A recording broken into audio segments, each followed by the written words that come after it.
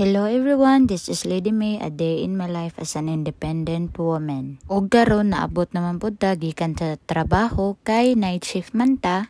Tanawa ko ng pamormo, kapoy kay ko guys, pero ganahan jud kog night shift. Ang akong pag-edit ba kay klaro kayo tanawa na basta klaro kay gikan sa gawas ba. So as you can see guys, nagbumba ko kay ang akong buhaton karon kay magluto og kanon. For anything else, ato sang hugasan ang rice cooker no kay para makaluto na tano. Murag suki na ko ang kay no. Og after maghugas guys, kay maglungag na ko kay para makakaon na ko. Oy, ops, tabunin ninyo na aman din ay mga paniki dira. Oy, sorry for the inconvenience guys. Ay okay ra kay di man day pod kayo klaro no, dili pod siya makita ang mga Anyways guys, dili na lang nako dugayon no, magpaabot sa ako nani una ni maluto og maora na ang akong gana for today's video guys. Ingat po.